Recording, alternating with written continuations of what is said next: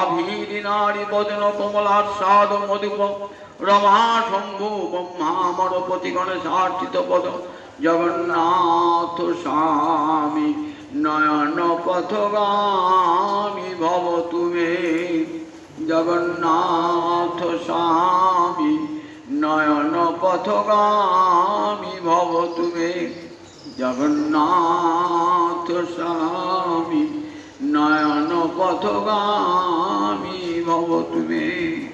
জয় নিতাই জয় নিতাই জয় নিতাই। সমবেত ভক্তবৃন্দের চরণে আমার কোটি কোটি দণ্ডবৎ প্রণিপাত। প্রয়াগের দশাশ্বমেধ ঘাটে 10 দিন ব্যাপী শ্রীমৎ মহাপ্রভু রূপ গোস্বামীপাদকে ভক্তি তত্ত্বের শিক্ষা দান করলেন।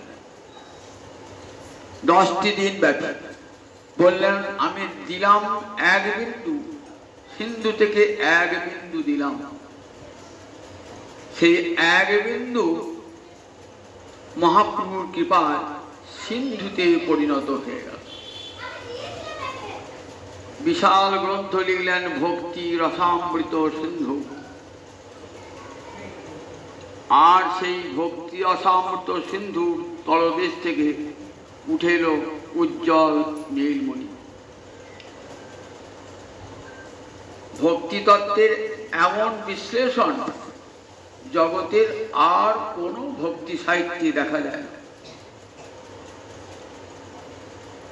শুদ্ধা ভক্তি হইতে হয় প্রেমের উৎপন্ন, প্রেম উৎপন্ন হয় শুদ্ধা ভক্তি হতে। শুদ্ধা ভক্তি সংজ্ঞা দিয়েছেন কি? অন্যাভিলাষিতা শূন্যং জ্ঞান কর্মাদ্য অনাবৃতং আনুকূল্যেন কৃষ্ণানুশীলনং সা ভক্তি উত্তমা মতা। নারদ পঞ্চরাত্রে এই কথাটি প্রতিধ্বনি দেখতে পাই। সর্বপাধি বিনির্মুক্তং তৎপরত্বেন নির্মলং হিসিকেন হিসিকেশ জীবনং ভক্তির উচ্চতে। নারদ পঞ্চরাত্র বহুদিন আগেকার গ্রন্থ। নারদ পঞ্চরাত্রে দেবর্ষি নারদ ভক্তির সংজ্ঞা দিলেন। সর্বপাধি বিনির্মুক্তং, সমস্ত উপাধি হতে বিশেষভাবে নির্মুক্ত। বিনির্মুক্ত মানে বিশেষভাবে নির্মুক্ত। উপাধি মানে অন্য বাঞ্ছা, অন্য অভিলাষ। উপাধি মানে আবরণ। অন্য বাঞ্ছা, অন্য অভিলাষ ভক্তিকে ঢাকা দিয়ে দেয়। তাই সেটাই আমাদের রূপ গোস্বামীপাদ বলেন অন্যাভিলাষিতা শূন্য। আর তৎপরত্বেন নির্মলং, কেবল গোবিন্দ সেবায় তৎপর থেকে সে ভক্তি হবে নির্মল। হিসিকেন হিসিকেশ সেবনং। হিসিক মানে ইন্দ্রিয়, আর হিসিকেশ মানে সমস্ত ইন্দ্রিয়ের যিনি অধিপতি। হিসিকানাং ঈশ। হিসিক মানে ইন্দ্রিয়, সমস্ত ইন্দ্রিয়ের যিনি ঈশ্বর। হিসিকানাং ঈশ। তাহলে কৃষ্ণকে কি বলা হয়? হিসিকেশ। কেন? সমস্ত ইন্দ্রিয়ের ঈশ্বর তিনি। আমার যতগুলো ইন্দ্রিয় আছে, 11টা ইন্দ্রিয়, সমস্ত ইন্দ্রিয়কে পরিচালনা করছেন ভগবান শ্রীহরি। তাই তিনি হিসিকেশ। হিসিকেন ইন্দ্রিয়ের দ্বারা সেই ইন্দ্রিয়ের অধিপতি ভগবানের সেবার নাম হলো ভক্তি। এবং সেই ভক্তিতে কোনো কামনা বাসনা থাকবে না। অন্যাভিলাষিতা শূন্য, অন্য কোনো ভোগের বাঞ্ছা তো থাকবেই না, মুক্তির বাঞ্ছা পর্যন্ত থাকবে না। রঘুনাথ দাস গোস্বামীপাদ বলছেন, ভক্তি মুক্তি বাঞ্ছা যতক্ষণ হৃদয়ে থাকে, ভক্তি মুক্তি বাঞ্ছা স্পৃহা যা, ভক্তি মুক্তি স্পৃহা যাবৎ পিশাচি হিতি বর্ততে তাবৎ ভক্তি সুখশাস্ত্র কথম অভ্যুদয় হবে। রঘুনাথ দাস গোস্বামীদাস স্তবাবলীতে বলছেন, এ যতক্ষণ অন্তরে ভোগের বাসনা অথবা মুক্তির বাসনা থাকবে ততক্ষণ ভক্তি মহারানী সে হৃদয়ে প্রবেশ করবেন না।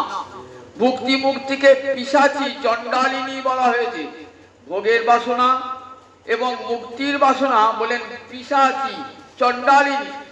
চণ্ডালিনী যদি আপনার অঙ্গনে নৃত্য করে তাহলে শুদ্ধা সাধ্বী পতিব্রতা ব্রাহ্মণী সেখানে প্রবেশ করবেন না, সে স্থানটা অপবিত্র।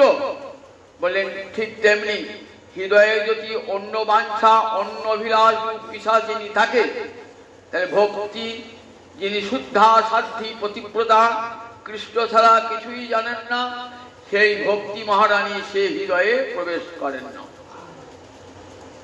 অন্যাভিলাষিতা শূন্যম জ্ঞান ও কর্মার্থ অনাবৃতম। জ্ঞান কর্ম যোগ তাকে ঢেকে দেবে না। এই কথাটা খুব তাৎপর্যপূর্ণ আছে। দেখবেন অনেক জ্ঞানী ভক্তির আশ্রয় গ্রহণ করে, কারণ জানেন ভক্তির আশ্রয় না নিলে জ্ঞান ফলদান করবে না। অনেক যোগী ভক্তির আশ্রয় গ্রহণ করেন, জানেন যোগ ফলদান করবে না। অনেক কর্মী যাজ্ঞিক তারাও ভক্তি আশ্রয় গ্রহণ করেন, কেন করেন?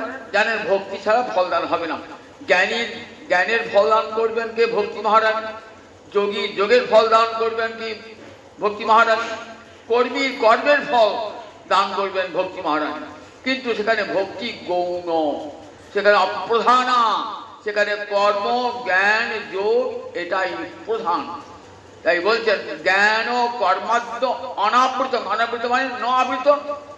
জ্ঞান কর্ম যোগ এসে যেন সেই ভক্তিকে ঢাকা দিতে না পারে। অনাবৃত ভক্তি, সেখানে জ্ঞানের কোনো যোগ নাই, যোগের কোনো যোগ নাই, আবার এই যাগযজ্ঞাদি কর্মের কোনো যোগ নাই। জ্ঞান ও কর্মাদ্য অনাবৃত। আর আনুকূল্যেন কৃষ্ণানুশীলন, অনুকূল ভাবে কৃষ্ণানুশীলন, অনুকূল ভাবে কৃষ্ণানুশীলন, এর নামই হলো ভক্তি। অনুকূল ভাবে মানে যা কৃষ্ণের প্রীতিকারক, যা কৃষ্ণের রুচিকারক, এমন ভাবে গোবিন্দ সেবাটি করতে হবে। অনুকূল ভাবে কৃষ্ণানুশীলন, তারই নাম হলো উত্তমা ভক্তি। এই উত্তমা ভক্তি হতে প্রেম উৎপন্ন হয়। রূপ গোস্বামী পাঠ ভক্তি রসামৃত সিন্ধু চারটে লহরী আছে, পূর্ব পশ্চিম উত্তর দক্ষিণ। ভক্তি রসামৃত সিন্ধুর চারটে লহরী, পূর্ব পশ্চিম উত্তর দক্ষিণ। বিখ্যাত গ্রন্থ ভক্তি রসামৃত সিন্ধু। সেই ভক্তি রসামৃত সিন্ধুতে বললেন দেখো যে ভক্তিটা কেমন করে প্রেমে উৎপন্ন হয়, তার একটা সুন্দর ক্রম দেখাচ্ছে, সুন্দর ক্রম। একবারে বৈজ্ঞানিক পদ্ধতিতে ভক্তি কেমন করে প্রেমে পরিণত হয় এমন ব্যাখ্যা জগতে আর কেউ দান করতে পারে না। ভক্তি কেমন করে প্রেমে পরিণত হয়? আদৌ শ্রদ্ধা, তত সাধু সঙ্গ, অথ ভজন ক্রিয়া, তত নিষ্ঠা, তত রুচি, তত আসক্তি, তত ভাব, তত প্রেম। তাহলে প্রথমেই ভক্তি লাভের প্রথম ক্রমটা হচ্ছে শ্রদ্ধা। শ্রদ্ধা মানে গুরু বেদান্ত বাক্যেষু বিশ্বাস এব শ্রদ্ধা। গুরু বাক্যে বিশ্বাস, শাস্ত্র বাক্যে বিশ্বাসের নাম হলো শ্রদ্ধা। শ্রদ্ধ মানে হৃদয়, ধা মানে ধারণ করা। আমি গুরুর কাছে যেটা শুনলাম সেটা আমি হৃদয়ে ধারণ করব। আমি শাস্ত্র বাক্যে যা শুনলাম সেটাকে আমি হৃদয়ে ধারণ করব, তারই নাম হলো বিশ্বাস, শ্রদ্ধা। এই শ্রদ্ধার পর কি হয়? শ্রদ্ধার পর সাধু সঙ্গ। এইবার কোন সাধুর সঙ্গ হবে দেখুন। রূপ গোস্বামী একটা ছোট্ট বই আছে উপদেশামৃতম, বলছে কোন সাধুর সঙ্গ করবে? কৃষ্ণেতি যস্য গিরিতং মনসা আদ্রিয়েত। যার মুখে একবার কৃষ্ণ নাম শুনবে তাকে মনে মনে আদর করবে। সঙ্গ করতে পারেন না, মনে মনে যে আমার সেব্য কৃষ্ণ, সেই কৃষ্ণ নাম উচ্চারণ করেছেন তিনি, সুতরাং তাকে মনে মনে আদর করবে। দীক্ষাশ্রী চেত যদি দীক্ষা হয়ে থাকে কৃষ্ণ মন্ত্রে প্রণতি, তাকে প্রণাম জানাবে। দীক্ষাস্য ভজন্তম ঈশং, দীক্ষা হয়েছে এবং ভজন শুরু করেছেন, তাহলে কি করবেন? শুশ্রূষয়া, তাকে সেবা করবেন, সেবা দান করবেন। তাহলে কৃষ্ণ নাম বলতে হবে, কৃষ্ণ মন্ত্রে দীক্ষা গ্রহণ করতে হবে, কৃষ্ণ ভজন করতে হবে, তার সেবা হবে, সঙ্গ হবে না। এবার সঙ্গ কার হবে? বললেন ভজন বিজ্ঞম অন্য নিন্দাদি শূন্য হৃদয়ম ঈপ্সিত সঙ্গ লব্ধা। দেখুন কোন সাধুর সঙ্গটা হবে? ভজন বিষয়ে বিজ্ঞ, যিনি আমার চেয়ে বড়, আমাকে ভজন শিক্ষা দান করতে পারবেন। অন্য নিন্দাদি শূন্য হৃদয়, তিনি কৃষ্ণ ভজন করেন কিন্তু অন্য কোন ভজনকারী নিন্দা পর্যন্ত করেন না। অন্য নিন্দাদি শূন্য হৃদয়, আপন ভজন পথে চলে যান। এই যে ভজন বিজ্ঞ অন্য নিন্দাদি শূন্য হৃদয়, এমন সাধুর সঙ্গ করে, এমন সাধুর সঙ্গ। কেন? এই সাধুর মধ্যে থেকে কৃষ্ণ ভজনের আরো সাধন পাবে। তখন দেখবেন যে আমার চেয়ে বড়, আমার চেয়ে বড় আমাকে শিক্ষা দিতে পারবে, এমন কোন সাধুর কাছে কি গিয়ে কি বলবেন? শিষ্য স্তেহং সাধিমাং তাং প্রপন্নং, আমি তোমার শিষ্য হলাম, আমাকে উপদেশ দাও।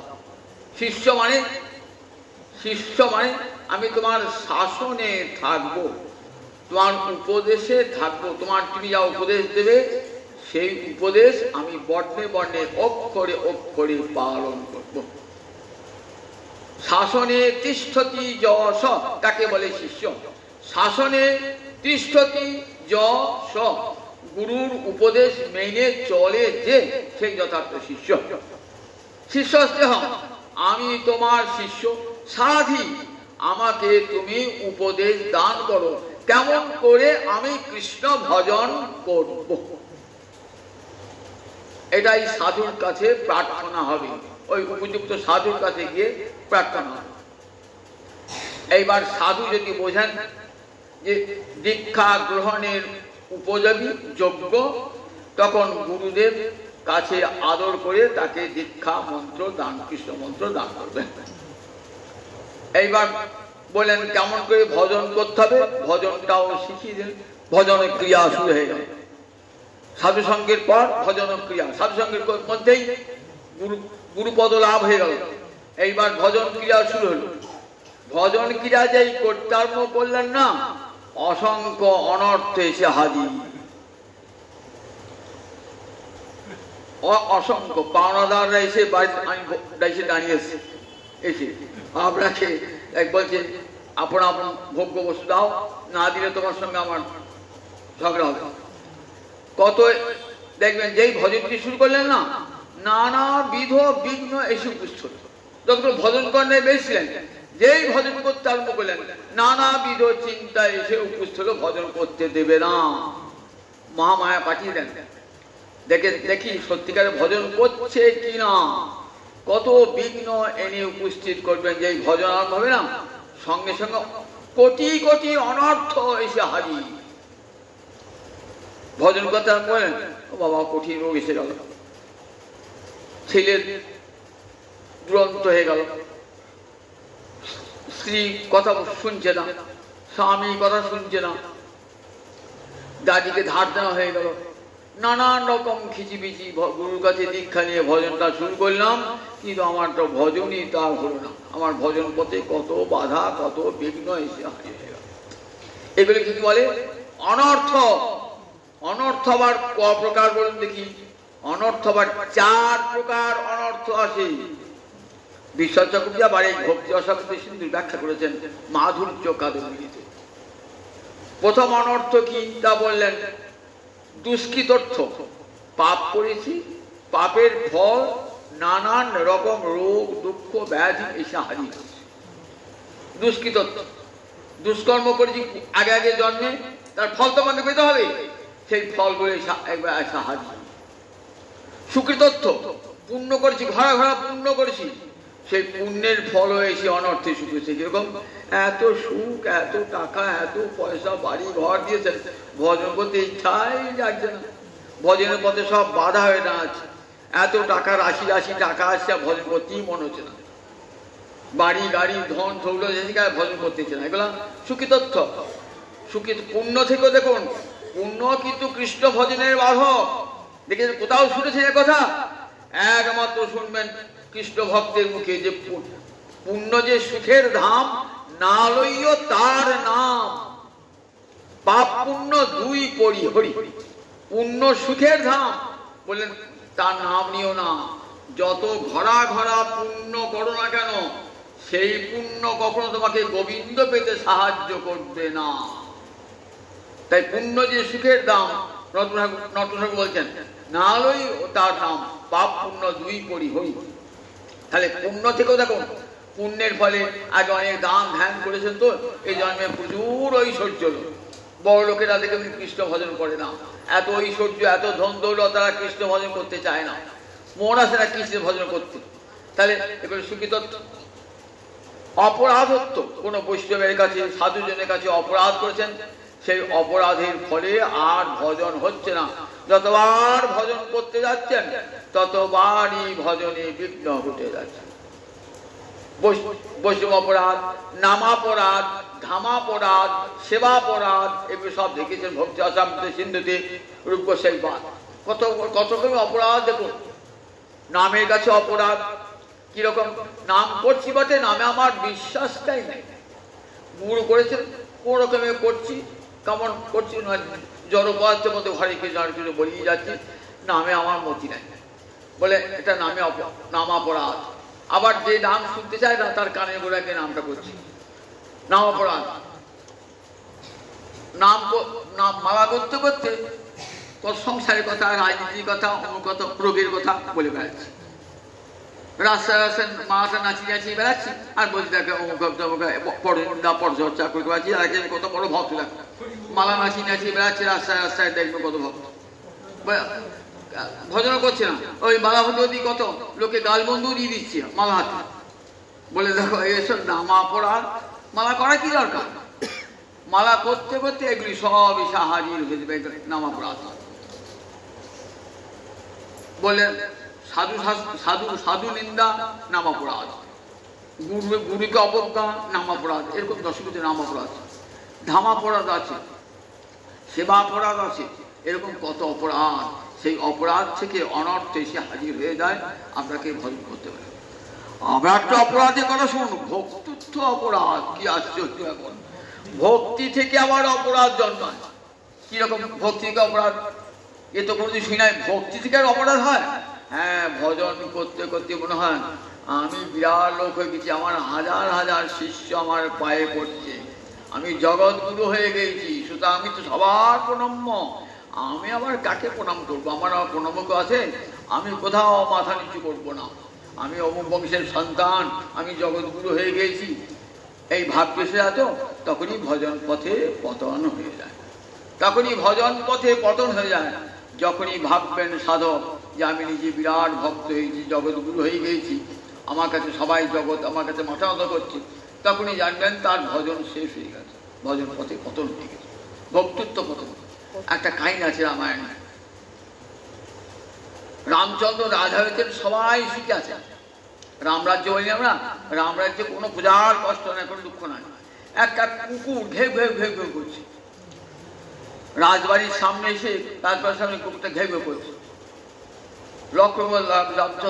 লক্ষণ দেখো তো কুকুরটা কেন ঘেউ ঘেউ করছে? আমার রাজ্যে সবাই সুখী, কিন্তু কুকুরটা ঘেউ ঘেউ করছে দেখো তো। লক্ষণ গিয়ে বলছেন, বাবা তুমি ঘেউ ঘেউ করছো কেন? তা বল তোমার কাছে বলবো না, আমাকে রাজার কাছে নিয়ে চলো। বাবা, যে সে কুকুর নয়, বলছে রাজার কাছে নিয়ে চলো। রাজার কাছে নিয়ে গেল। রামচন্দ্র বলছি, বলো তোমার কি হয়েছে? বললে এই নগরে একটা ধনবান গরিব, তার মশলা পাতির দোকান আছে, আমি মশলায় সামান্য মুখ দিতে গেছিলাম, মুখ দিয়েও নাই, কি দেখুন আমাকে কিভাবে মেরেছে, আমার সারা অঙ্গে ক্ষত করে দিয়েছে, সারা অঙ্গে ক্ষত করে দিয়েছে, আমি মুখও দিই নাই, আমাকে এত মেরেছে। তার শাস্তি বিধান করতে হবে। বলো তুমি কি চাও? ওকে অনন্ত নরক ভোগ করাবো? তোমাকে অন্যায় ভাবে মেরেছেন? তাহলে না না প্রভু, ওকে অনন্ত নরক ভোগ, তার কি করব? ওই যে দূরে পাহাড়ের মন্দিরটা দেখছেন না, ওই মন্দিরের পুরোহিত করে দেবে।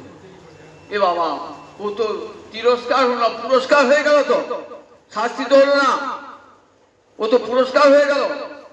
বলে না না, ওকে ওই মন্দিরের পুরোহিত করে দাও। বলে কেন বলো তো? আপনি ভেঙে বলবে? বলবে আমি পূর্বে মন্দিরের পুরোহিত ছিলাম, আমি পূর্বে মন্দিরের পুরোহিত ছিলাম। ভক্তরা এসে যা ভগবত সেবার জন্য যা দিত না, আমি সেগুলো নিজে ভোগ করতাম, আর নিজেকে খুব বড় সাধু বলে মনে করতাম, আর তার পরিণতি আমি কুকুর হয়ে জন্মগ্রহণ করেছি। দেখেছেন তো ভক্তিত্ব অপরাধ কি ভয়ঙ্কর অপরাধ, ভয়ঙ্কর অপরাধ।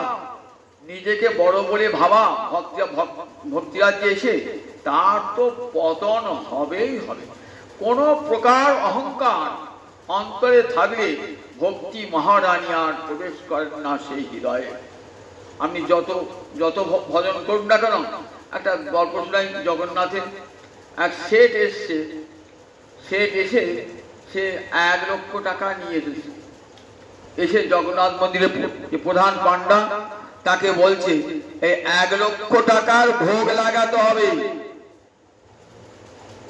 পান্ডা বলছে তখনকার দিনে 1 পয়সার 1 কেজি ঘি, 1 পয়সা 1 কেজি আটা, এই 1 লক্ষ টাকার ভোগ একদিনকে রেখে দেন, প্রতিদিন কিছু কিছু ভোগ দেবো না, একদিনেই 1 লক্ষ টাকার ভোগ দিতে হবে।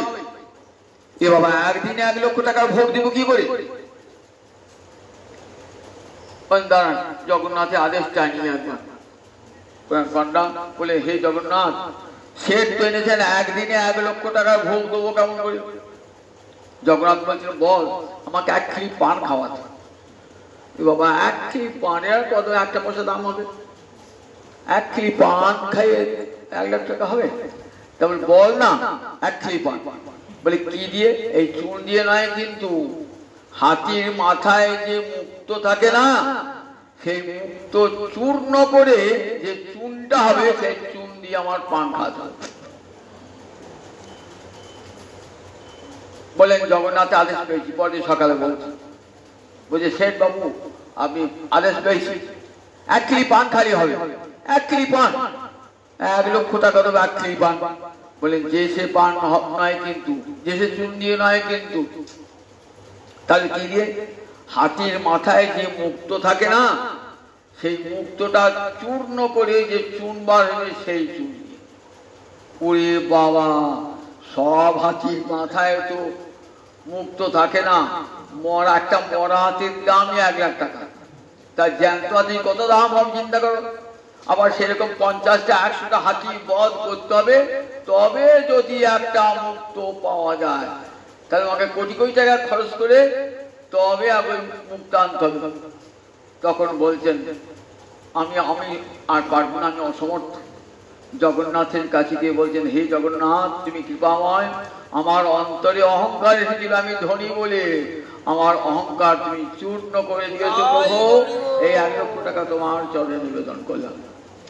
দেখেছেন তো, অহংকার ভগবান রাখেন না, যেখানেই থাকুন না কারণ। ভক্তি জগতেও যদি অহংকার থাকে তার পতন হয়ে যায়।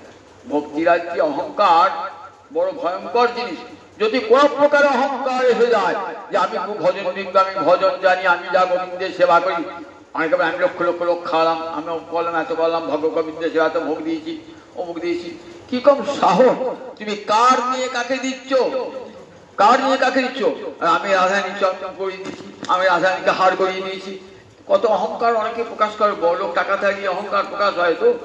আচ্ছা, তুমি কার টাকায় সোনার অলঙ্কার করালে? গোবিন্দ কৃপা করে তোমাকে দিয়েছে, গোবিন্দের দান।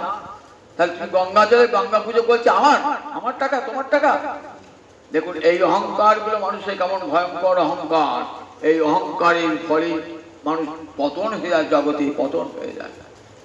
সেই কাবেরী নদীর তীর আছে রঙ্গনাথ, রঙ্গনাথের এক ভক্ত আছে, এমন ভক্ত না, সোনার তুলসী পাতা, সোনার পদ্ম ফুল দিয়েছে, সোনার পদ্ম ফুল দিয়ে 108টা সোনার পদ্ম ফুল দিয়ে রঙ্গনাথের চরণ সাজিয়েছে। আর এক দরিদ্র ভক্ত গিয়ে করেছে কি, একটা করে তুলসী পাতা ওই সোনার পদ্মের উপর দিয়েছে। অহংকারী একটা বলছেন, তুমি আমার স্বর্ণ পদ্মের উপরে তুলসী পাতা দিলে, আমার কেমন সুন্দর চকচক ঝকঝক করছে, তুলসী পাতা দিলে। তা বলে গোবিন্দের কাছে তো শুনেছি তুলসী পাতা অধিক প্রিয়, পদ্মের চেয়ে অধিক প্রিয়। তখন বলছে, দেখো তুমি আমাকে জ্ঞান দিতে শুনো, আমি তুলসী পাতা, আমার তুলসী পাতা তুমি কেন দিলে? তুমি তুলসী পাতা দিয়ে আগে রঘুনাথকে পাও না আমি স্বর্ণ পদ্ম দিয়ে পাই আগে দেখ, কে পাকে পায় দেখছি। এই 7 দিনের মধ্যে পেতে হবে রঙ্গনাথের চক্র। দেখো আমি 7 দিনের মধ্যে রঙ্গনাথ জানবো, যদি না পাই তাহলে আমি অগ্নিতে প্রাণ বিসর্জন করব। যে তুলসী পাতা দিয়েছে তার মনটি খুব, আমি অন্যায় করলাম নাকি? কিছুই অন্যায় করেন নাই ভক্ত, কিন্তু ভক্তের মনে মনে হয় আমি অন্যায় করি কি বোধ হয়, স্বর্ণ পদ্মের উপর তুলসী দিয়েছি, মনটা। 7 দিন হয়ে গেল রঙ্গনাথ দেয় দর্শন নাই, অগ্নিকুণ্ড করেছেন, আগুনে ঝাঁপ দেবেন। এদিকে ভক্ত যিনি তুলসী পাতা দিয়েছেন না, আকুল প্রাণে ডাকছেন, প্রভু ওকে বাঁচাও, ও যেন প্রাণ না দেয় প্রভু, আমার প্রার্থনা শোনো প্রভু, আমার প্রার্থনা শোনো। তখন গিয়েছেন, দেখছেন যজ্ঞকুণ্ড থেকে রঙ্গনাথ আবির্ভূত হয়েছেন। আবির্ভূত হয়ে বলছেন, শোনো ধনবান, তোমার স্বর্ণপদ্মে আমি তুষ্ট হই নাই, আর দেখো তোমার তার জন্য বাঁচাতেও আসি নাই। আমাকে এই ভক্ত যে আমাকে তুলসী পাতা দিয়েছে তার করুণ প্রার্থনায় এসেছি আমি তোমাকে রক্ষা করতে। মনে রেখো তুলসী পাতা আমার সবচেয়ে প্রিয়, স্বর্ণপদ্ম নয়। তুমি অহংকার দেখিয়েছিলে, সেই অহংকারের ফলে তোমার দেখো আর তোমার মৃত্যু নিশ্চিত ছিল। যদি ভক্ত কৃপা না করতো তুমি মারতে না। সর্বকাল অহংকার বলে এটা অহংকার থেকে কি হয় না, ভক্তি রাজ্যে পতন হয়ে যায়। এটা একটা অনর্থ। এই অনর্থগুলো দূর হবে কেমন করে বলে, সেটাও 5 প্রকারে দূর হবে। প্রথম ভজন বলে অনর্থ আসুক, অনর্থের মধ্যেই ভজন করুন। দেখবেন যে ভজন করলেন না, সংসারে সবাই প্রতিকূল আচরণ করবে আপনার সঙ্গে। আপনি যাতে ভজন করতে না পারেন তার জন্য অনেকে পাড়া প্রতিবেশী এমনকি নিজের ঘরের লোক বলতে আপনার বিরোধী হয়ে যাবে। বলে করুক, তা সত্ত্বেও তুমি ভজন ছাড়বে না, ভজন পথ পরিত্যাগ করবে না। ভজন পথ পরিত্যাগ করবে না তাহলে কি হবে বলেন, একটা দেখবেন তোমার দোষ ছিল, অনর্থ ছিল, দূর হয়ে গেল। হয়তো খুব ক্রোধ ছিল, ভয়ঙ্কর ক্রোধ ছিল, কি ভয়ঙ্কর লোভ ছিল, দেখলে সেটা চলে গেল। আরো ভজন করুন, আরো ভজন করুন, দেখবে অনেকগুলো চলে গেল। বহুগুলো দেশবর্তিনী, একদেশবর্তিনীতে একটা অনর্থ গেল, বহুগুলো দেশবর্তিনীতে অনেকগুলো গেল। আরো ভজন করুন, আরো ভজন করুন, দেখলে প্রায় কি প্রায় অনর্থ সব চলে গেছে। আরো ভজন করুন, আরো ভজন করুন, সম্পূর্ণ বললেন সব অনর্থ চলে গেছে। সব অনর্থ, আমি ভাবলেন সব অর্থ, বলে না, আবার অনর্থ ফিরে আসতে পারে, এখনো হয় নাই। এরপরে ভজন করুন, ডাক্তার ওষুধ দিয়েছে, রোগটা সেরে গেছে। আমি ডাক্তারবাবু বললেন ওষুধ আর খেতে হবে, বলে হ্যাঁ এখন আমারও খেতে হবে, এখনো পর্যন্ত 1 মাস খেতে হবে, আবার রোগটা ফিরে আসতে পারে। তারপরে দেখো আবার অনর্থ ফিরে আসতে পারে, আরো ভজন করো। আরো সুতীব্র ভজনের দ্বারা কি হলো, এইবার আত্যন্তিকী অনর্থ নিবৃত্তি, আর অনর্থ আসবে না, সব অনর্থ চলে গেল। অনর্থ নিবৃত্তির পর কি হবে, অনর্থ নিবৃত্তির পর নিষ্ঠা এসে গেল, সব অনর্থ জয় হয়ে গেল, সমস্ত প্রতিকূল অবস্থাকে জয় করলেন ভজনের দ্বারা। তারপরে নিষ্ঠা এসে গেল। নিষ্ঠাও কিন্তু জোরপূর্বক হচ্ছে, অন্তরের আকর্ষণ নয়, জোর নিষ্ঠা।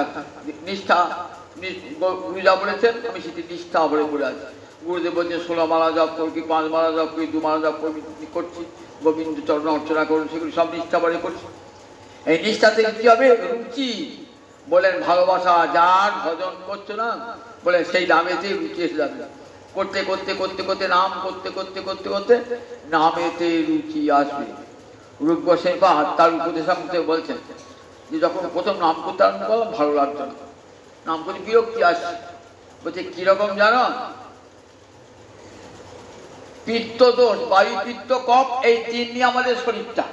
বায়ু পিত্ত কফ কবিরাজেরা বলতেন। তার মধ্যে একটা যদি বেশি বা কম হয়ে যায় রোগ হয়ে যায়। যদি পিত্ত বেশি হয় বা পিত্ত কম হয় তা রোগ হবে। বায়ু যদি বেশি হয় বা কম হয় রোগ হবে। কফ যদি বেশি বা কম হয় রোগ হয়ে সমানে থাকতে হবে। তা পিত্ত যদি বেশি হয় তখন কি দেখবেন, তখন কি দেখা যায়, অরুচি দেখা যায়। অগ্নিমান্দ বলে কি, অগ্নিমান্দ কোনো কিছু খেতে ভালো লাগে না, সব তিতো মনে হয়, জিহ্বা তার আস্বাদ হারিয়ে ফেলায়। তখনকার দিনে কবিরাজ ছিল, তো কবিরাজ গেলে কি বলতেন, বলেন দেখো আমি তো ওষুধ দিলাম আর সেই সঙ্গে মিষ্টি খাও, মিষ্টি খাও, মিষ্টি খেতে খেতে ওই তোমার জিহ্বা আবার স্বাদটা ফিরে পাবে। আপনি মিষ্টি খাচ্ছেন, বলে মিষ্টি যেই জিভে ঠেকাচ্ছেন না, এই যে একবারে তিতো বলে মনে হচ্ছে। ডাক্তারবাবু মিষ্টি খেতে বললে বটে, কিন্তু মিষ্টি তো তিতো। ডাক্তারবাবু হো করে হাসবে, মিষ্টি কোন তিতো হয়? তোমার জিহ্বাটা স্বাদ গ্রহণের ক্ষমতা হারিয়ে ফেলেছে, তুমি আর চুষে যাও। ওই তিতো হলো তুমি চুষো, ওই চুষতে চুষতে চুষতে কি দেখবেন, জিহ্বা আবার তার স্বাদ ফিরে পেয়েছে। তখন কি হবে, আস্তে আস্তে তোমার পিত্ত ব্যাধিটা দূর হয়ে যাবে। ঠিক তেমনি মালা করছেন তো, নিষ্ঠা নাম করছেন তো, রুচি আসছে না, করতে করতে করতে করতে রুচি আসবে, দেখবেন করতে ভালো লাগবে। এমন জোর করেই করুন, জোর করে করতে করতে ভালো লাগবে। তারপরে আসক্তি, যার নামটা করছেন না, নাম করতে করতে সেই নামে সাক্ষাৎ হবে হৃদয়ে, তখন ভালোবাসা এসে যাবে। নাম করতে করতে নামীকে দর্শন করবেন। আসক্তির পরের যে স্তরটা, তার নাম ভাব বা রতি। সাধন ভক্তি হইতে হয় রতির উদয়, রতিগার হইলে তারে প্রেম নাম কয়। এই রতি এসে গেল, যাই না, রতি মানে কৃষ্ণের ভালোবাসা এসে গেছে, কৃষ্ণ প্রিয়তা, কৃষ্ণ প্রীতি এসে গেছে। আমাদের শ্রী গোস্বামী পাদ এই প্রীতিকে অবলম্বন করে লিখে ফেলেন প্রীতি সন্দর্ভ, এক বিখ্যাত দার্শনিক গ্রন্থ। প্রীতি সন্দর্ভ, ভগবত প্রীতি কেমন করে উদয় হয়।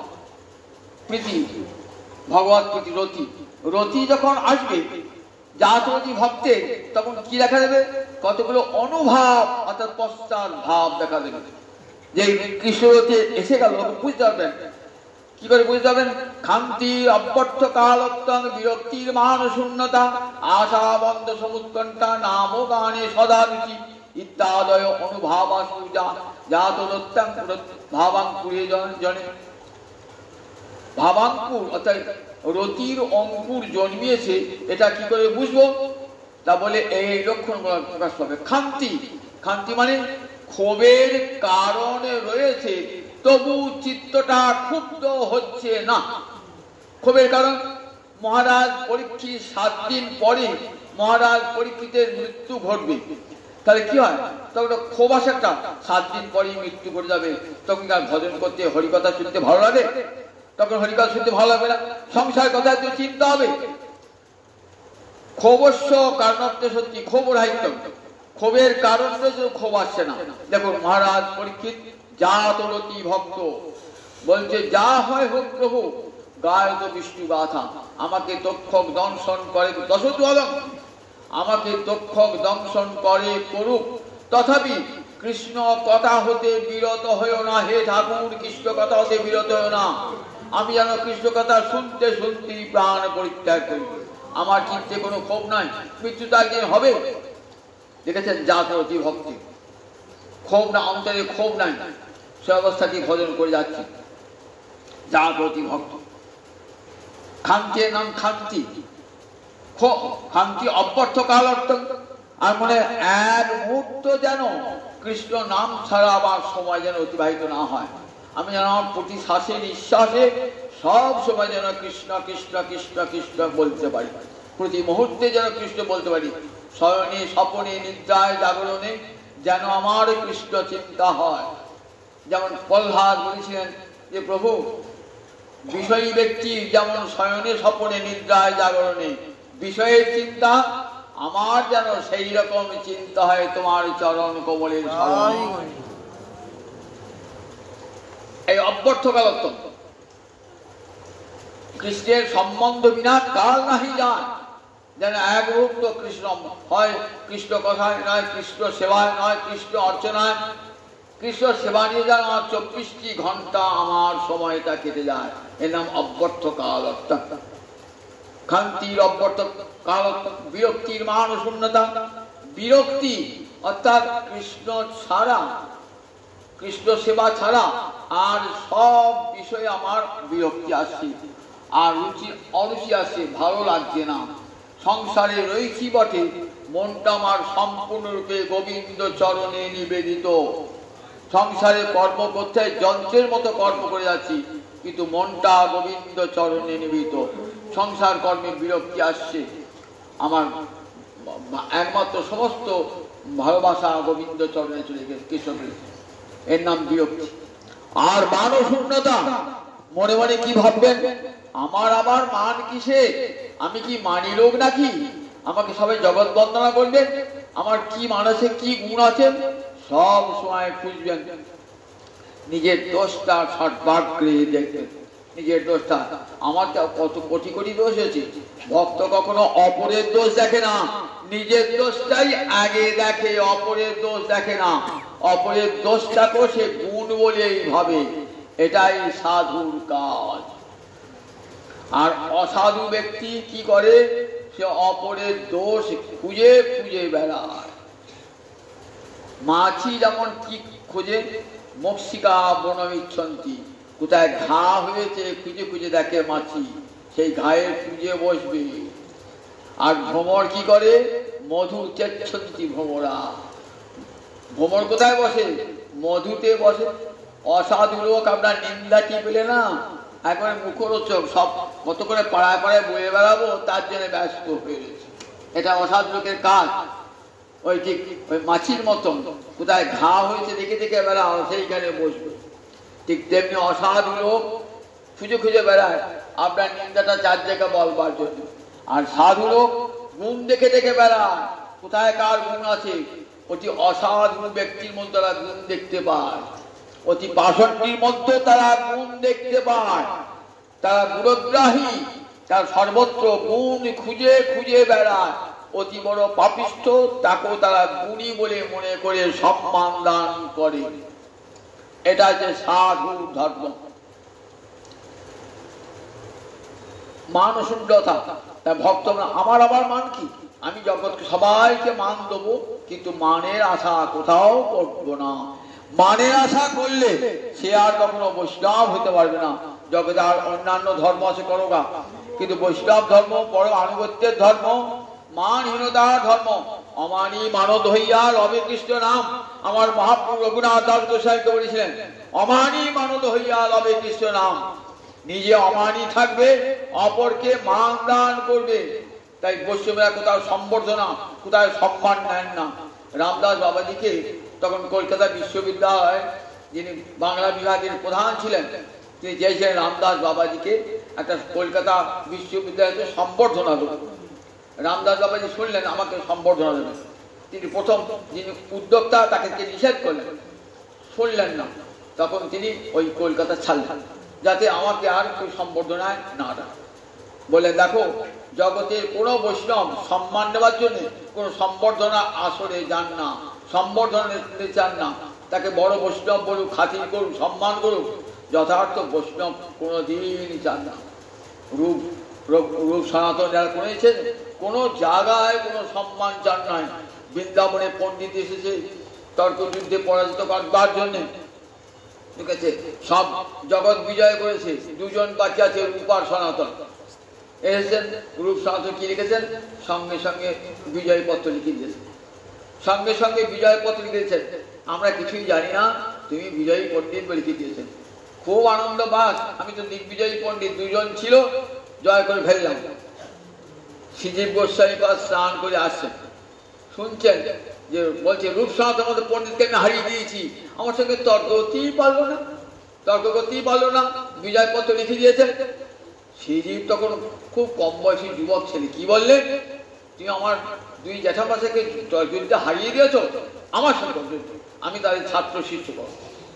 ছেলেটা বলে কি, এইটুকু ছেলে বলে কি, ওর বড় বড় জ্যাঠা যারা এত বয়সে প্রবীণ, জ্ঞানে প্রবীণ, তারা আমাকে বিজয়পত্র লিখে দিল, শোনো তারা জ্ঞানে প্রবীণ হতে পারে, আমি তো বয়সে নবীন হতে পারি, আমাকে এইসব অগ্রাহ্য করতে আমাকে করো। একটার পর একটা সব পাণ্ডিত্য খণ্ডন করলেন, যত যুক্তি তর্ক খণ্ডন হয়ে গেলেন। লজ্জা পেয়ে গেলেন পণ্ডিত, লজ্জা পেয়ে মুখ লুকিয়ে চলে যাচ্ছেন। রূপ শুনলেন, ঘটনা, রূপের শিষ্য শ্রীজীব রূপ শুনলেন, স্নান করে যখন ফিরে এলেন বলেন, শ্রীজীব আর তোমার বৃন্দাবনের স্থান হবে না, বৃন্দাবন কিন্তু মানের জায়গা নয়, দেখো তো তুমি মান যশ প্রতিষ্ঠার জায়গা নয়, যশ প্রতিষ্ঠা সুপরিবিষ্ঠা মেখেলে সারা গায়, বুঝেছো, যশ প্রতিষ্ঠা সুপরিবিষ্ঠার তুল্য, সুপরিবিষ্ঠা মেখেলে যেমন সে অপবিত্র হয়ে যায়, তুমি যশ প্রতিষ্ঠা মেখে এসছো, যাও বৃন্দাবন যশ প্রতিষ্ঠার জায়গা নয়, তুমি এখানে তোমার স্থান হবে না, যাও। গুরুদেব দাঁড়িয়ে দিয়েছেন, কি করবেন, সেই নন্দঘাটে গিয়ে সেখানে বসে কাঁদছেন, অন্যায় করে তুলেছে। ভাবছেন আমরা তাকে বিজয়পত্র লিখে দিলাম, আর তুমি তার সঙ্গে তর্কযুদ্ধকে পরাজিত করেছো, বৃন্দাবনে মান নিতে এসেছো, সম্মান নিতে এসেছো বৃন্দাবনে, রাধারানী রাজ্যে, যাও। আর নম্বর বৃন্দাবন ওকে রয়েছেন, নন্দঘাটে রয়েছেন, নন্দঘাটে রয়েছেন একাধিক 6 দিন হয়ে গেল। সনাতন বলছেন, রূপ শ্রীজীব গেল কোথায়, বলে তাকে তাড়িয়ে দিয়েছি।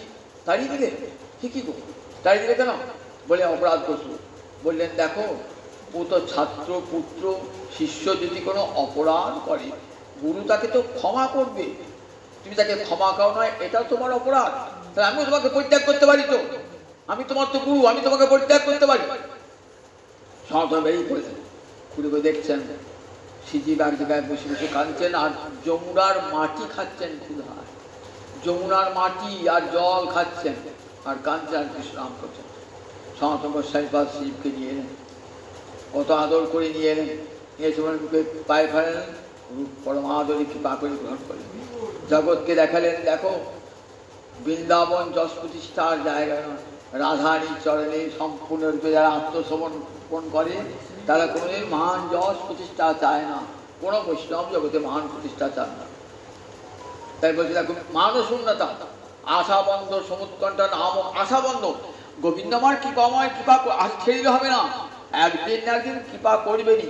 গুরু যখন বলেছেন তুমি কৃষ্ণ কৃপা পাবে, ঠিক পাবো একদিন না একদিন, আশাবন্ধ, অন্তরে দৃঢ় বিশ্বাস, গোবিন্দ আমাকে কৃপা করবে। সাত প্রহরিয়া ভাবে রয়েছেন বিষ্ণু খট্টায় শিবাসাঙ্গনে, সবাইকে কৃপা করছেন। মুকুন্দ তিনি গান শোনাতেন, বলছে মুকুন্দকে কৃপা করবো না, কেন, ও খড় জাতীয়বাদী, ও জ্ঞানী সবাইকে বলে জ্ঞান বড়, ভক্তের সবাই গেলে ভক্তি বড়, ওকে আমি কৃপা করবো না। মুকুন্দ আড়ালে দাঁড়িয়ে আছে, শিবাসকে জিজ্ঞেস বলো কোনোদিন কৃপা করবে না? আচ্ছা ঠাকুর, ওকে কৃপা করবে, তোমাকে এমন সুন্দর করে গান শোনায়, বলছে কোটি বৎসর বাদে কৃপা করবো। কোটি বৎসর বাদে কৃপা হবে? মুকুন্দ আনন্দের, যে কোটি বৎসর পরেও তো আমার গৌর হরির কৃপা পাবো। এই আশার বন্ধন, সমুৎকণ্ঠা, প্রভু কবে তোমার সেবা পাবো, উৎকণ্ঠা না হলে ভক্তি পাওয়া যায়। শুধু গোবিন্দকে পাওয়া যখন ভক্তের চরম উৎকণ্ঠা, তখনই ভগবান নির্বাসন। ভক্তির উৎকণ্ঠা আর ভগবানের কৃপা দুয়ের যোগ হলে ভক্তের সঙ্গে ভগবানের মিলন হয়ে যায়। সমুৎকণ্ঠা, নাম ও গানে সদা রুচি, সব সময় তার নাম, সব সময় তার গান। যেখানে আসক্তি স্তৎ গুণাখ্যানে, প্রীতি তৎ বসতি স্থলে, যেখানে তার যেখানে ভাগবত পাঠ হচ্ছে, যেখানে রামায়ণ পাঠ হচ্ছে, মহাভারত পাঠ হচ্ছে, ভক্ত সেখানে কি আমার প্রাণনাথের কথা হচ্ছে, কান পেতে শুনবো। আমি যাকে ভালোবাসি তার কথা হচ্ছে, সেখানে গিয়ে কান পেতে আসক্তি স্তৎ গুণাখ্যানে, প্রীতি তৎ বসতি স্থলে, যেখানে আমার নিতাই গৌর আছেন, যেখানে আমার রাধা মাধব আছেন, জগন্নাথ আছেন, আমি সেইখানে থাকবো, অন্য কোথাও থাকবো না। বলে যে দেশে নিতাই নাই সে দেশে না যাব, নিতাই বিমুখ জনারে মুখ না হেরিব। যে দেশে নিতাই নাই সে দেশে না যাবো। পাণ্ডব পর্যন্ত যেখানে নিতাই নাই, গৌর নাই, রাধা মাধব নাই, সেখানে গিয়ে আমি কি করবো? তুই যত বড় শহর হোক আমি সেখানে যাব না, যেখানে যত সুখ থাকুক আমি সেখানে যাব না। যে দেশে নিতাই নাই সে দেশে যাবো। নিতাই বিমুখ জন আর মুখ না হিসেবে, যে নিতাইকে ভালোবাসে না, আমার গৌরকে ভালোবাসে না, তার মুখও দেখবো না। এই জাতরতি ভক্তের এই লক্ষণগুলি আসা। এরপর রতির পরের স্তরটি হলো প্রেম। এইটের আলোচনা আছে উজ্জ্বল নির্মলিতে, পরের সপ্তাহে শোনাবো। জয় নিতাই, জয় নিতাই।